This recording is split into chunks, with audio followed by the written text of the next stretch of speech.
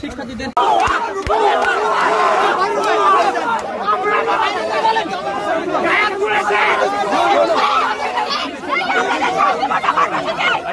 ছাত্রকে ছুমেরে উঠিয়ে নিয়ে যাওয়া, শিবির বলেন আর যাই বলেন, এইটা খুবই অন্যায় এবং এই কারণে আজকে দেশের এই পরিণতি ঘটেছে।